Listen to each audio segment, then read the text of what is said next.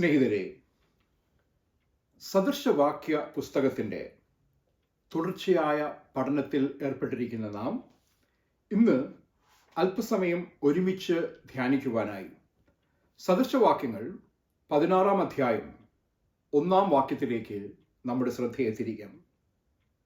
സദൃശവാക്യങ്ങൾ 16-1. ഹൃദയത്തിലെ നിരൂപണങ്ങൾ മനുഷ്യനുള്ളവ, നാവിൻ്റെ ഉത്തരമോ യഹോവയാൽ വരുന്നു. ഹൃദയ നിരൂപണങ്ങൾ അത് പരിധികളും പരിമിതികളും ഇല്ലാത്തതാണ്. ഏതു തരത്തിലുള്ള നിരൂപണങ്ങൾ ആകട്ടെ, ജ്ഞാനിയായ ഒരു മനുഷ്യൻ്റെ വാക്കുകൾ അത് യഹോവയാൽ വരുന്നു എന്നത് ശ്രദ്ധേയമായ ഒരു ചിന്തയാണ്. ഇസ്രായേൽ മക്കളെ നയിക്കുവാനായി ദൈവം മോശയെ തിരഞ്ഞെടുത്താക്കുന്ന അനുഭവം കത്തുന്ന മുൾപ്പിടർപ്പിൻ്റെ മധ്യേ നാം കാണുന്നതാണല്ലോ. അവിടെ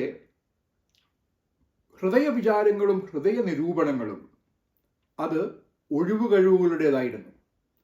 ആ വലിയ ദൗത്യം, ആ വലിയ ഉത്തരവാദിത്വം ഏറ്റെടുക്കുവാനുള്ള പ്രാപ്തി തനിക്കില്ല എന്ന് മോശ പറയുവാനായി ശ്രമിച്ചു. എന്നാൽ യഹോവയായ ദൈവം മോശയോട് പറയുന്നത്, നിന്റെ പരിധികളെ അറിയുന്ന ദൈവം, നിന്റെ പരിമിതികളെ അറിയുന്ന ദൈവം, പക്ഷേ അത് നീ നിയോഗിക്കപ്പെടുന്ന ഉദ്യമത്തിന് ഒരു തരത്തിലും തടസ്സമാവുകയില്ല. കാരണം ഞാൻ നിന്റെ നാവോടുകൂടെ ഇരുന്ന് നീ സംസാരിക്കേണ്ടത് നിനക്ക് ഉപദേശിച്ചു തരും. പ്രിയരെ, ഹൃദയത്തിലെ നിരൂപണങ്ങൾ മനുഷ്യനുള്ളവ, നാവിൻ്റെ ഉത്തരമോ യഹോവയാൽ വരുന്നു. മനുഷ്യൻ്റെ ഉത്തരവാദിത്വത്തെക്കുറിച്ചും ദൈവത്തിൻ്റെ ആത്യന്തിക വിജയത്തെക്കുറിച്ചും ഇവിടെ നാം കാണുകയാണ്. നാം എത്രയൊക്കെ ചിന്തിച്ചു കൂട്ടിയാലും ആത്യന്തികമായി ദൈവ നിയോഗങ്ങൾ, ദൈവത്തിൻ്റെ മേൽനോട്ടം, ദൈവത്തിൻ്റെ കണ്ണുകൾ, ദൈവത്തിൻ്റെ സ്പർശം നമ്മുടെ ജീവിതത്തിൽ ഉണ്ടാകും എന്ന് ഞാൻ ഓർമ്മപ്പെടുത്തുകയാണ്. ആത്യന്തികമായത്, നാവിൻ്റെ ഉത്തരം പോലും ദൈവത്താൽ വരുന്നു എന്നുള്ളതാണ്. മാനവികത നിയന്ത്രണത്തിന് എത്ര ശ്രമിച്ചാലും അതിന് പരിധികളുണ്ട്, പരിമിതികളുണ്ട്. നമ്മുടെ ചിന്തകൾ പോലും നിയന്ത്രിക്കുവാൻ പലപ്പോഴും നമുക്ക് കഴിയുകയില്ല. ഒന്നിൻ്റെയും ആത്യന്തിക ഫലം നമ്മുടെ കൈകളിലുമില്ല. ആ ഒരു സാഹചര്യത്തിലാണ് ദൈവിക നിയന്ത്രണത്തെക്കുറിച്ചുള്ള അതിശക്തമായ ചിന്തകൾ മുൻവയ്ക്കുന്ന ഈ സദൃശവാക്യത്തെ നാം തിരിച്ചറിയേണ്ടത്. ജ്ഞാനം ഒരു വശത്ത്, വിനയം ഒരു വശത്ത്, ധാർമ്മികമായി ദൈവ തിരുസന്നിധിയിൽ കണക്ക് ബോധിപ്പിക്കേണ്ടുന്നൊരു നാളെയുണ്ട് എന്ന ബോധ്യം ഒരു വശത്ത്, ആശയവിനിമയത്തിൽ ദൈവികമായ നിയന്ത്രണത്തിൻ്റെ ഉറപ്പ് ഒരു വശത്ത്, ദൈവികം ആയ തിരുത്തലുകളുടെ, പ്രാർത്ഥനാപൂർവമായ ഒരുക്കത്തിൻ്റെ ആവശ്യകതയുടെ, പ്രത്യാശയുടെ അനുഭവത്തിൻ്റെ ഒരുപാട് സാധ്യതകൾ ഈ ഒരു വാക്യത്തിൽ നാം കാണുന്നു. രണ്ട് പ്രധാനപ്പെട്ട ചിന്തകളാണ് ഈ സദൃശവാക്യത്തെ മനസ്സിലാക്കുവാനായി നിങ്ങളുടെ മുമ്പാകെ വയ്ക്കുവാൻ ഞാൻ ആഗ്രഹിക്കുന്നത്. ഒന്ന്, നാവിൻ്റെ ഉത്തരത്തിലുള്ള ദൈവ നിയന്ത്രണത്തെക്കുറിച്ച്. എപ്പോഴാണ് നമ്മുടെ നാവുകൾ ദൈവത്തിൻ്റെ നിയന്ത്രണത്തിൽ കടന്നു വരുന്നത്? ദൈവഭക്തൻ്റെ നാവുകൾ ദൈവത്തിൻ്റെ കരങ്ങളിലുള്ള കടിഞ്ഞാണിനാൽ നിയന്ത്രിക്കപ്പെടുന്നുവെന്ന ചിന്ത ഏത് സാഹചര്യത്തിലാണ് വരുന്നത്? അടിസ്ഥാനപരമായി അതിനെക്കുറിച്ച് നാം ചിന്തിക്കുമ്പോൾ നമ്മുടെ വാക്കുകൾ പരിശുദ്ധാത്മാവിൻ്റെ പ്രചോദനത്താൽ ഉണ്ടാകുന്ന വാക്കുകളാണ്.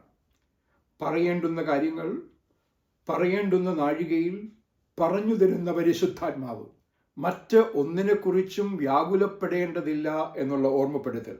നിങ്ങളുടെ വാക്കുകൾ, നാവിൻ്റെ ഉത്തരം യഥാർത്ഥത്തിൽ യഹോവയെങ്കിൽ നിന്ന് വരുന്നു, പരിശുദ്ധാത്മാവിൻ്റെ നിയന്ത്രണത്താൽ വരുന്നു എന്ന്, ദൈവാത്മാവിനാൽ വരുന്നു എന്ന് വ്യക്തമാക്കുകയാണ്. പ്രവാചക ശബ്ദം പലയാവർത്തി മുഴങ്ങിക്കേട്ടപ്പോഴും അവിടെയൊക്കെയും നാം കാണുന്ന യാഥാർത്ഥ്യം അതുതന്നെയാണ്. ദൈവത്തിൻ്റെ അരുളപ്പാട് എനിക്ക് ഉണ്ടായതെന്തെന്നാൽ ആ അരുളപ്പാട് ആത്മനിയോഗത്താൽ ഉണ്ടായ പ്രവാചകൻ ആ അരുളപ്പാടിനെ പങ്കുവെക്കുന്ന അനുഭവമാണ്, പകർന്നു നൽകുന്ന അനുഭവമാണ് പ്രവാചക ദൗത്യത്തിൽ പ്രധാനപ്പെട്ടത് എന്ന് നാം തിരിച്ചറിയുന്നു. ആ അരുളപ്പാട് ദൈവത്തിൻ്റെ പരിജ്ഞാനത്തിൽ നിന്നുണ്ടായതാണ്. ദൈവം നിയോഗിച്ച ദൈവിക അറിവിനാൽ ഉണ്ടായതാണ്. അതുകൊണ്ട് തന്നെ അതിനുള്ളിൽ ദൈവികമായ നിയന്ത്രണമുണ്ട്. ചിലപ്പോൾ അത് നിശബ്ദതയുടെ അനുഭവത്തിലാകാം, സംസാരിക്കുവാൻ പോലും ആകാത്ത അനുഭവത്തിൽ നാവുകളുടെ മേലുള്ള ദൈവത്തിൻ്റെ അതിശക്തമായ നിയന്ത്രണം പല ആവർത്തി വേദപുസ്തകത്തിൽ നാം വായിക്കുന്നു. ലൂക്കോസിന്റെ സുവിശേഷം 1-ാം അധ്യായത്തിന്റെ 20-ാം വാക്യത്തിൽ സഖറിയാവിന്റെ മൗനം, സംഖ്യാപുസ്തകം 22-ാം അധ്യായത്തിന്റെ 28 മുതലുള്ള വാക്യത്തിൽ ബലാമിന്റെ മൗനം, അതൊക്കെയും നാവിന്മേലുള്ള ദൈവിക നിയന്ത്രണത്തിലേക്കുള്ള സൂചികകളാണ്.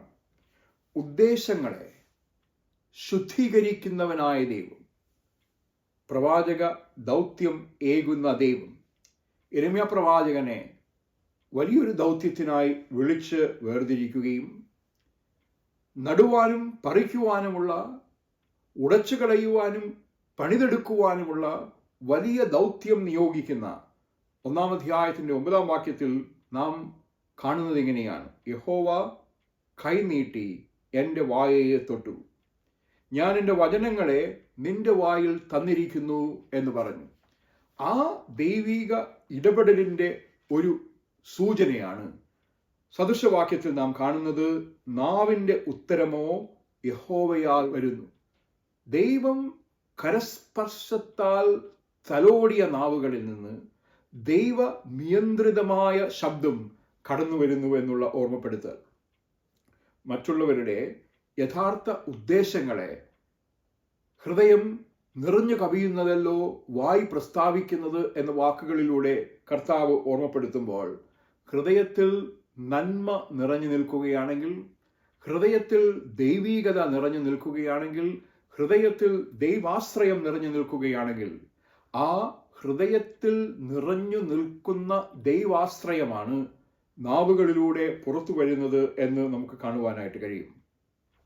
ആ നാവുകൾ വിളിച്ചു പറയുന്ന സത്യങ്ങൾ അതൊരു പക്ഷേ സ്വപ്നങ്ങളാകാം, ദർശനങ്ങളാകാം.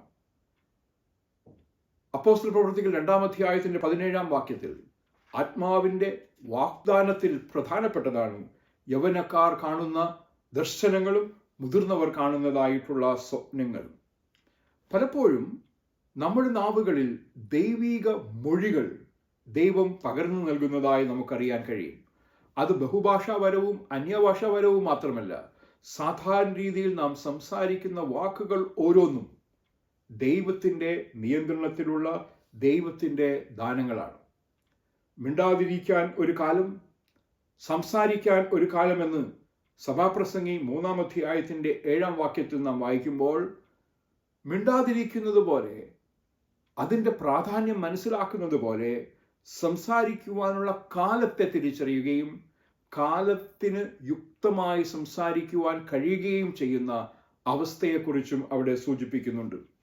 ദൈവം നിയന്ത്രിക്കുന്ന വാക്കുകൾ, നാവിൻ്റെ ഉത്തരം യഹോവയാൽ വരുന്നു എന്ന് നാം തിരിച്ചറിയുകയാണെങ്കിൽ, സദൃശവാക്യത്തിൽ പല ആവർത്തി ഇതിനെക്കുറിച്ച് നാം കണ്ടു.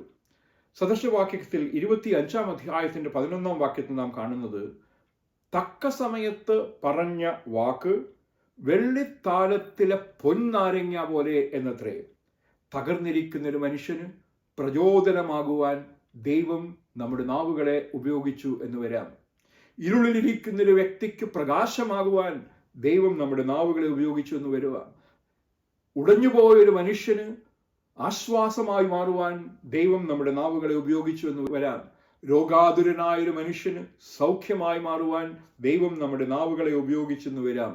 ജീവൻ നൽകുന്ന വാക്കുകൾ, പ്രത്യാശ നൽകുന്ന വാക്കുകൾ, പ്രതീക്ഷ നൽകുന്ന വാക്കുകൾ നമുക്ക് ദൈവം നൽകുന്ന ദാനങ്ങളായി നമ്മിൽ നിന്ന് പുറത്തു വരുമ്പോഴാണ് നാവിൻ്റെ ഉത്തരമോ യഹോവയാൽ വരുന്നുവെന്നുള്ള ആ വലിയ ആശയത്തിൻ്റെ പൊരുൾ നാം മനസ്സിലാക്കുക. നാവിൻ്റെ ഉത്തരം എന്ന് പറയുന്നത് ലോകത്തിന് ആവശ്യമായിരിക്കുന്ന സന്ദേശമാണ്. നമ്മുടെ വചനപ്രഘോഷണം, നാവിലൂടെ വരുന്ന വചനപ്രഘോഷണം അത് മനുഷ്യൻ്റെ ബുദ്ധിയിൽ നിന്ന് ഉരുത്തിരിഞ്ഞു വരുന്നതല്ല. ഒരു സമൂഹത്തിന് ആവശ്യമായ സന്ദേശം എന്ത് എന്ന് ദൈവത്തിൻ്റെ ആത്മാവ് മുന്നറിയുകയും നമ്മുടെ ഒരുക്കങ്ങളും പ്രാർത്ഥനയുള്ള തയ്യാറെടുപ്പുകളും നല്ലതാണെങ്കിലും ആ സ്ഥലത്ത് നാം ചെന്നെത്തി നിൽക്കുമ്പോൾ നമ്മുടെ നാവിൽ നിന്നും പലപ്പോഴും വരുന്നതായിട്ടുള്ള വാക്കുകൾ ദൈവ നിയോഗത്താൽ ഉണ്ടാകുന്നതാണ് എന്ന തിരിച്ചറിവാണ് ഞാൻ ഈ ഓർമ്മപ്പെടുത്തുന്നത്.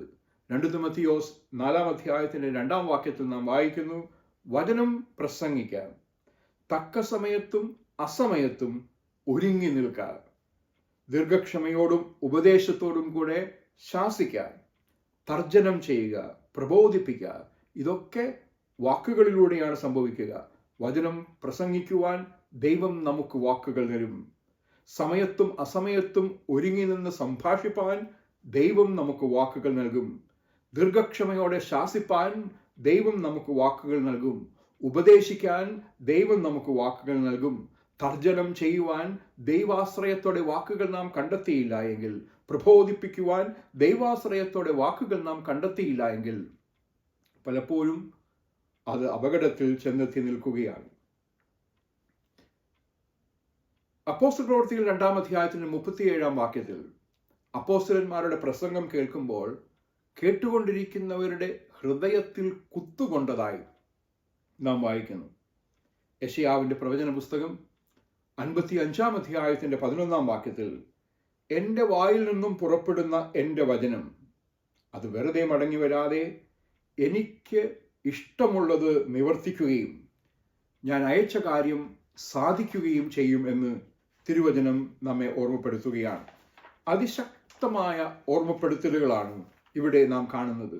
നാവിൻ്റെ ഉത്തരമോ യഹോവയാൽ വരുന്നു. അതുകൊണ്ട് തന്നെ മനുഷ്യൻ്റെ വാക്കുകൾ എത്രമാത്രം വിവേചന ചിന്തയോടുകൂടെ വിഭജിച്ചറിഞ്ഞ് ഉപയോഗിക്കേണ്ടതാണ് എന്ന് നാം തിരിച്ചറിയണം. എന്നാൽ മറുവശത്ത് ഹൃദയത്തിൻ്റെ നിരൂപണങ്ങൾ മനുഷ്യനുള്ളവ എന്ന് നാം തിരിച്ചറിയുന്നു. പലപ്പോഴും ഹൃദയ നിരൂപണങ്ങളെക്കുറിച്ച് നാം ചിന്തിക്കുമ്പോൾ നമ്മുടെ ജീവിതങ്ങൾ പഴയകാലത്തിൻ്റെ ഭയപ്പാടിൽ, പഴയകാലത്തിൻ്റെ ആശങ്കകളിൽ ആയിരിക്കുന്ന അവസ്ഥ. ഇന്ന് നാം ജീവിക്കേണ്ടുന്ന അവസ്ഥയിൽ ജീവിക്കാനാകാതെ ഇന്നലകളുടെ ഭയമോ നാളുകൾ ഉയർത്തുന്ന ആശങ്കയോ നമ്മുടെ ജീവിതത്തെ ഇല്ലാതാക്കുമ്പോഴാണ് മനുഷ്യൻ്റെ നിരൂപണങ്ങളെക്കുറിച്ച്, ദൈവാശ്രയത്തിൻ്റെ ആവശ്യത്തെക്കുറിച്ച് ഞാൻ ഈ ഓർമ്മപ്പെടുത്തുന്നത്. ഹൃദയവിചാരങ്ങൾ, ഹൃദയത്തിൻ്റെ നിരൂപണങ്ങൾ മനുഷ്യനുള്ളവ എന്ന് പറയുമ്പോൾ ഏതു തരത്തിലുള്ള നിരൂപണങ്ങളാണ് അത് അപകടകരമായി നമ്മുടെ ജീവിതത്തിൽ വന്നു ഭവിക്കുന്നത് എന്ന് ഒരുമിച്ച് ചോദിക്കുകയും ചിന്തിക്കുകയും ചെയ്യുന്നത് ഉചിതമായിരിക്കും. അടിസ്ഥാനപരമായി ഹൃദയത്തിൻ്റെ നിരൂപണങ്ങൾ അത് ദൈവത്തിൽ നിന്ന് അകന്നു പോകുന്ന അത്യാഗ്രഹത്തിൽ അടിസ്ഥിതമായി മാറുന്ന അനുഭവമാണ്. ഉള്ളതുകൊണ്ട് തൃപ്തിപ്പെടുവാൻ കഴിയാത്ത നിരൂപണങ്ങൾ. ദൈവം തന്ന നന്മകളെക്കുറിച്ച് ചിന്തിക്കാതെ, ആ നന്മകളുടെ സമഗ്രതയെക്കുറിച്ച് ചിന്തിക്കാതെ, ലഭിച്ചതിനെക്കുറിച്ച് ചിന്തിക്കാതെ, ലഭിക്കാത്തതിനെക്കുറിച്ച് മാത്രം ചിന്തിച്ചു കൊണ്ടിരിക്കുന്ന അനുഭവം. ദൈവം തിരുത്തുവാനായി തയ്യാറാകുമ്പോൾ ആ തിരുത്തലിന് വിധേയമാകാത്ത അനുഭവം അഹംഭാവത്തിൻ്റെ, അത്യാർത്തിയുടെ അനുഭവമാണ്. നാവിഗേറ്റർ ഒരുപക്ഷെ വഴികാട്ടുന്ന അനുഭവത്തിലൂടെ കടന്നു ചെല്ലുമ്പോൾ, ഒരു വഴിയിൽ അപകടം പതിയിരിക്കുന്നു എന്നറിയുമ്പോൾ ആ യന്ത്രം പോലും നമ്മെ ഓർമ്മപ്പെടുത്തും, വഴി തെറ്റിപ്പോയിരിക്കുന്നു, വേറെ വഴിയെ പോവുക, ഇന്ന വഴിയെ തിരിഞ്ഞു പോവുക. തിരിഞ്ഞു പോകുവാനുള്ള വ്യക്തമായ നിർദ്ദേശം ലഭിച്ചിട്ടും തിരിഞ്ഞു നടക്കുവാൻ വിസമ്മതിക്കുന്ന മനുഷ്യൻ്റെ മനോഭാവമാണ് പലപ്പോഴും നമ്മുടെ ഹൃദയ നിരൂപണങ്ങൾ അപകടത്തിൽ കൊണ്ടുചെന്നെത്തിക്കുക. അതുതന്നെയാണ് ആർത്തിയുടെയും അഹങ്കാരത്തിൻ്റെയും പരിമിതി. വളരെ പ്രധാനപ്പെട്ടതാണ്. ഹൃദയ നിരൂപണങ്ങൾ ഭയത്തിലും ആശങ്കയിലും അടിസ്ഥിതമായി മാറുമ്പോൾ, കൂടെയുള്ള ദൈവത്തെ തിരിച്ചറിയാതെ, കൂടെയുള്ള ദൈവ സാന്നിധ്യത്തെ തിരിച്ചറിയാതെ, നാവിന്മേൽ പോലും കൂടെയിരിക്കുമെന്ന് വാഗ്ദത്തം ചെയ്ത ദൈവത്തെ തിരിച്ചറിയാതെ, പകൽ മേഘസ്തംഭമായും രാത്രി അഗ്നിത്തൂണായും വഴി നടത്തുവാൻ കഴിവുള്ള കേൾപ്പുള്ള വാഗ്ദാനം ചെയ്ത ദൈവത്തെ തിരിച്ചറിയാതെ പലപ്പോഴും ഭയത്തിൽ, ആശങ്കയിൽ, ആകുലതയിൽ ജീവിക്കുന്ന ഒരുപാട് പേർ. ഇന്ന് നമ്മുടെ ചുറ്റും അനേകം ആളുകൾ നിരാശാരോഗബാധിതരായി മാറുന്നത് എന്തുകൊണ്ടാണ്? ആശങ്കാകുലരായി മാറുന്നത് എന്തുകൊണ്ടാണ്? മനഃശാസ്ത്രജ്ഞന്മാർ ഇത്രയധികം തിരക്കുള്ളവരായി മാറുന്നത് എന്തുകൊണ്ടാണ്? മാനസിക ആരോഗ്യ രംഗത്ത് നാം ഇന്ന് പുതിയ വെല്ലുവിളികൾ നേരിടുന്നത് എന്തുകൊണ്ടാണ്? ശ്രദ്ധേയമായ ഈ ചോദ്യങ്ങൾ, ഇതൊക്കെയും ഹൃദയ നിരൂപണങ്ങളിൽ നിന്ന് ഉണ്ടായി വരുന്നതാണ്. ആധുനിക മാധ്യമ സംസ്കാരം മനുഷ്യന്റെ അസ്തിത്വത്തെ തന്നെ മനസ്സിലാക്കുവാൻ കഴിയാതെ വണ്ണം അവന്റെ ചിന്താസരണിയെ സങ്കീർണമാക്കുമ്പോൾ, ഹൃദയത്തിലെ നിരൂപണങ്ങൾ അവ സൃഷ്ടിക്കുന്ന ഈ ആശങ്കയുടെ ശൃംഖലകളെക്കുറിച്ച് നാം തിരിച്ചറിയുന്നത് നല്ലതായിരിക്കും. എന്താണ് മനുഷ്യ നിരൂപണങ്ങൾ ഉയർത്തുന്ന മറ്റ് വെല്ലുവിളികൾ? മറ്റുള്ളവരെ മനസ്സിലാക്കുവാൻ കഴിയാതെയായി മാറുന്നത് മനുഷ്യ നിരൂപണങ്ങളുടെ പരിമിതികളാണ്. മറ്റുള്ള മനുഷ്യർ അവർ ആയിരിക്കുന്ന വ്യക്തിത്വങ്ങളായി മനസ്സിലാക്കാതെ മറ്റുള്ളവർ സൃഷ്ടിക്കുന്ന ഒരു വ്യക്തിത്വമുണ്ട്. ഒരു സംഭവം ആയിരിക്കുന്ന സംഭവമായി മനസ്സിലാക്കാതെ നമ്മുടെ മനോമുഖുരങ്ങളിൽ നാം മെനഞ്ഞെടുക്കുന്ന ഒരു സംഭവമുണ്ട്. ആ യാഥാർത്ഥ്യങ്ങളാണ് മനുഷ്യരെയും ദൈവത്തെയും ദൈവസങ്കല്പത്തെയും പോലും നേരാവണ്ണം മനസ്സിലാക്കുവാൻ കഴിയാത്ത മനുഷ്യന്റെ ഹൃദയ നിരൂപണങ്ങളുടെ പ്രതിസന്ധിയെക്കുറിച്ച്, പ്രയാസത്തെക്കുറിച്ച് നാം കാണുന്നത്. നമ്മുടെ നിർമ്മിതി, നമ്മുടെ സങ്കല്പ നിർമ്മിതി, അത് ലിംഗസങ്കല്പ നിർമ്മിതിയാകട്ടെ, സാമൂഹിക നീതി സങ്കല്പ നിർമ്മിതിയാകട്ടെ, അപരനെ ബഹുമാനിക്കുന്ന അനിവാര്യതയെക്കുറിച്ചുള്ള സങ്കല്പ നിർമ്മിതിയാകട്ടെ, ഇതര മതസ്ഥരുമായിട്ടുള്ള നമ്മുടെ ജീവിതത്തെക്കുറിച്ചുള്ള സങ്കല്പ നിർമ്മിതിയാകട്ടെ, മനുഷ്യന്റെ നിരൂപണങ്ങൾക്ക് നാം വിട്ടുകൊടുക്കുകയാണെങ്കിൽ അത് പലപ്പോഴും അപകടകരമായ തലങ്ങളിലേക്ക് ചെന്നെത്തുന്ന യാഥാർത്ഥ്യത്തെക്കുറിച്ച് നമുക്ക് കാണുവാനായിട്ട് കഴിയും. ഹൃദയ നിരൂപണങ്ങളുടെ മറ്റൊരു പ്രതിസന്ധി, ആ നിരൂപണങ്ങൾ നമ്മെ തെറ്റായ പ്രവൃത്തികളിലേക്ക് കൊണ്ടുചെന്നെത്തിക്കുന്നു എന്നുള്ളതാണ്. കൊള്ളയുടെയും കൊല്ലവെപ്പിൻ്റെയും ആരംഭങ്ങൾ പലപ്പോഴും ഹൃദയ നിരൂപണങ്ങളിലാണ്. ലൈംഗിക ആസക്തിയുടെ ആരംഭങ്ങൾ നാം കാണുന്നത് പലപ്പോഴും ഹൃദയ നിരൂപണങ്ങളിലാണ്. അനേകരെ ദ്രോഹിക്കുന്ന അനുഭവത്തിൽ നാം ചെന്ന് അവസാനിക്കുന്നതിൻ്റെ ആരംഭങ്ങൾ നാം കാണുന്നത് ഹൃദയ നിരൂപണങ്ങളിലാണ്. ഹൃദയ നിരൂപണങ്ങൾ മനുഷ്യനുള്ളവ, പക്ഷേ നാവിൻ്റെ ഉത്തരമോ യഹോവയുടെ കയ്യിൽ എന്ന് പറയുമ്പോൾ, യഹോവയിൽ നിന്ന് വരുന്നു എന്ന് പറയുമ്പോൾ, ഹൃദയ നിരൂപണങ്ങളെപ്പോലും ദൈവകരങ്ങളിൽ സമർപ്പിക്കേണ്ട, ഹൃദയ നിരൂപണങ്ങളെ നിയന്ത്രിക്കുവാനായി ദൈവത്തെ അനുവദിക്കേണ്ട ആവശ്യകതയെക്കുറിച്ച് നാം അവിടെ വായിക്കുകയാണ്. ഹൃദയ നിരൂപണങ്ങളിൽ ഇന്ന് ലോകം നേരിടുന്ന ഒരു വലിയ പ്രതിസന്ധിയാണ് യാഥാർത്ഥ്യങ്ങളെ നേരിടുവാൻ കഴിയാതെയുള്ള ഒളിച്ചോട്ടത്തിൻ്റെ അനുഭവം. അത് ഒരു പ്രതിസന്ധിയാണ്. തൻ്റെ ഉത്തരവാദിത്വങ്ങളിൽ നിന്ന് ഒളിച്ചോടുന്ന മനുഷ്യൻ, വിദ്യാർത്ഥി പഠനത്തിൽ നിന്ന്, തൊഴിലാളി തൊഴിലിൽ നിന്ന്, ഭർത്താവും ഭാര്യയും അവരുടെ ഉത്തരവാദിത്വങ്ങളിൽ നിന്ന്, അപ്പനമ്മമാർ മക്കൾ അവരുടെ ഉത്തരവാദിത്വങ്ങളിൽ നിന്ന് ഒരുതരം അവർണ്ണനീയമായ ഒളിച്ചോട്ടം, സ്വാർത്ഥത തളം കെട്ടി നിൽക്കുന്ന ഇന്നിൻ്റെ ലോകത്തിൻ്റെ പ്രത്യേകതയായി മാറുമ്പോൾ, ഹൃദയ നിരൂപണങ്ങൾ അത് മനുഷ്യനുള്ളവ എന്ന് നാം സമ്മതിക്കുകയും, എന്നാൽ ആ സാഹചര്യത്തിൽ പോലും നാവിൻ്റെ ഉത്തരങ്ങൾ അത് ദൈവത്തിൽ നിന്ന് വരുന്നുവെന്ന് നാം തിരിച്ചറിയുമ്പോൾ, അകലെയായി പോയ അനുഭവങ്ങളിൽ ദൈവാശ്രയത്തോടെ നാം ഇടപെടുകയാണെങ്കിൽ അകലെയായിപ്പോയ ബന്ധങ്ങളെ അരികെ കൊണ്ടുവരുവാനും ഉടഞ്ഞുപോയ ജീവിതങ്ങളെ പുനർനിർമ്മിപ്പാനും വാക്കുകൾക്ക് കഴിയും എന്നുള്ള വലിയ ഓർമ്മപ്പെടുത്തൽ ഇവിടെ നാം കാണുകയാണ്. മനുഷ്യന്റെ നിരൂപണങ്ങളിൽ മറ്റൊരു പ്രതിസന്ധി ഇന്ന് ലോകം കാണുന്നത് മനോരാജ്യങ്ങളിൽ ജീവിക്കുന്ന മനുഷ്യരാണ്. അവർ സ്വയം സൃഷ്ടിച്ച ഒരു മനോരാജ്യം, അത് ചിലപ്പോൾ ആസക്തികളുടെ ഫലമായി ഉണ്ടാകാതിരിക്കാം, മദ്യപാനത്തിൻ്റെ ഫലമായി ഉണ്ടാകാതിരിക്കാം, ലഹരി ഉപയോഗത്തിൻ്റെ ഫലമായി ഉണ്ടായിരിക്കാം. ഇതൊന്നും ഇല്ലാതെ തന്നെ അവരുടെ ജീവിത സാഹചര്യങ്ങളിൽ നിന്നും ഉരുത്തിരിഞ്ഞു വന്നതായിരിക്കാം. മനോരാജ്യത്തിൽ ജീവിക്കുന്ന മനുഷ്യർ, മനോരാജ്യങ്ങൾ സൃഷ്ടിക്കുന്ന മനുഷ്യർ, അവരുടെ ഹൃദയ നിരൂപണങ്ങൾ അവരെ പച്ചയായ ജീവിത യാഥാർത്ഥ്യങ്ങളിൽ നിന്ന് അകറ്റുകയും അവരുടേതായിട്ടുള്ള ലോകത്തിലേക്ക് കൊണ്ടുചെന്നെത്തിക്കുകയും അത് അപകടകരമായ തലങ്ങളിൽ ചെന്നെത്തുകയും ചെയ്യുന്ന അവസ്ഥ. ഇന്ന് ഭ്രാന്താലയങ്ങൾ എന്ന് നാം വിളിക്കുന്ന ഇടങ്ങളിൽ പാർക്കേണ്ടി വരുന്ന മനുഷ്യരെ നാം മനസ്സിലാക്കുവാനായി ശ്രമിക്കുമ്പോൾ പലപ്പോഴും അവരുടെ ഉള്ളിൽ സൃഷ്ടിക്കപ്പെടുന്ന മനോരാജ്യങ്ങൾക്ക് കാരണക്കാർ അവർ മാത്രമല്ല എന്ന തിരിച്ചറിവ്, ഉത്തരവാദികൾ നാം ഓരോരുത്തരുമാണെന്ന തിരിച്ചറിവ് ഈ സദൃശവാക്യം നമുക്ക് നൽകുന്ന ഒരു വെല്ലുവിളിയാണ്. പലപ്പോഴും മനോരാജ്യത്തിൻ്റെ ഹൃദയ നിരൂപണങ്ങളുടെ ഒരു പ്രശ്നം അത് ദൈവത്തെയും ദൈവിക നിയന്ത്രണത്തെയും അംഗീകരിക്കുവാൻ വിസമ്മതിക്കുന്നു എന്നുള്ള യാഥാർത്ഥ്യമാണ്. ദൈവത്തോടുള്ള സംഘർഷം, ദൈവത്തോടുള്ള വെല്ലുവിളി, ദൈവത്തെ ഭയമില്ലാത്ത അവസ്ഥയിലേക്ക് കൊണ്ടുചെന്നെത്തിക്കുന്ന അവസ്ഥ, ഞാൻ ദൈവത്തിൽ വിശ്വസിക്കുന്നില്ല എന്ന് പറയുന്ന അവസ്ഥ, ഒരു പ്രതിസന്ധിയുടെ മധ്യേ ഞാൻ ദൈവത്തോട് നിലവിളിച്ചു, ദൈവം എൻ്റെ പ്രാർത്ഥന കേട്ടില്ല, പിന്നീട് ഞാൻ ഒരിക്കലും ആ ദൈവത്തിൻ്റെ അരികിലേക്ക് പോയിട്ടില്ല എന്ന് പറയുന്നവരെ നാം മാനം നൽകി ആദരിക്കുന്ന അവസ്ഥ. ഈ അവസ്ഥയിലാണ് ഹൃദയത്തിലെ നിരൂപണങ്ങൾ മനുഷ്യനുള്ളവ എന്ന ഓർമ്മപ്പെടുത്തലിൻ്റെ പൊരുൾ നാം തിരിച്ചറിയുക.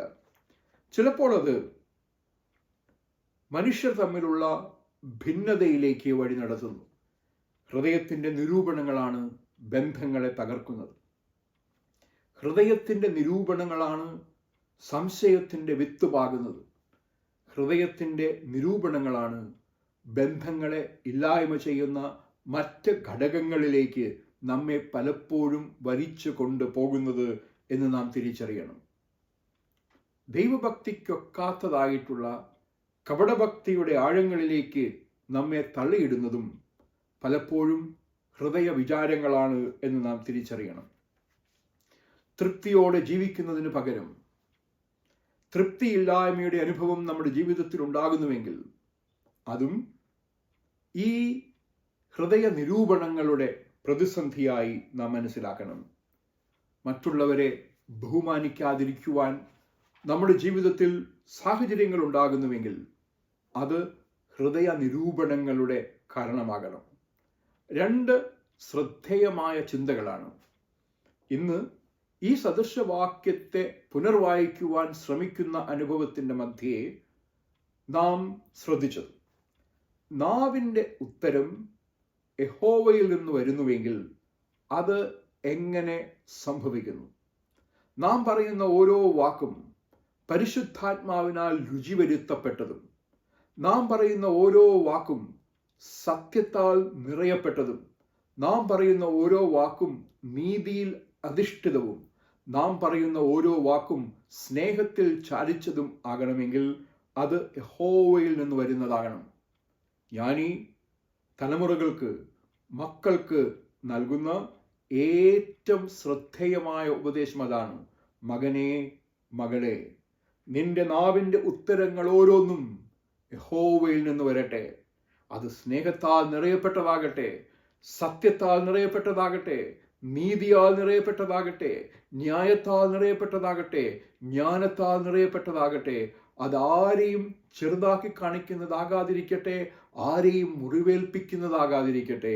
അത് സുവിശേഷത്തെ പ്രഘോഷിക്കുന്നതാകട്ടെ, അത് നിത്യതയിലേക്ക് വിരൽ ചൂണ്ടുന്നതാകട്ടെ. രണ്ടാമത്തതും അതുപോലെ തന്നെ പ്രധാനപ്പെട്ടതുമായ ചിന്ത, ഹൃദയത്തിൻ്റെ നിരൂപണങ്ങൾ, മനുഷ്യൻ്റെ ഹൃദയ നിരൂപണങ്ങൾ സൂക്ഷിക്കുവാൻ നമുക്ക് ആകണം എന്നത് തന്നെയാണ്. ഹൃദയ നിരൂപണങ്ങളുടെ അപകടങ്ങൾ അത് നമ്മുടെ ചിന്തകളെ ബാധിക്കുന്നുവെന്ന് മാത്രമല്ല, നമ്മുടെ വാക്കുകളെ നിയന്ത്രിക്കുന്നുവെന്ന് മാത്രമല്ല, അത് ജീവിതത്തെ തന്നെ തകർക്കുന്നു. നമ്മുടേത് മാത്രമല്ല, പലപ്പോഴും ഹൃദയ നിരൂപണങ്ങൾ കുടുംബജീവിതത്തെ ബാധിക്കുന്നു.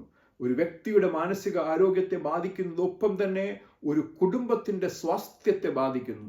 അത് സമൂഹങ്ങളെ ബാധിക്കുന്നു, അത് ലോകരാഷ്ട്രങ്ങളെ ബാധിക്കുന്നു.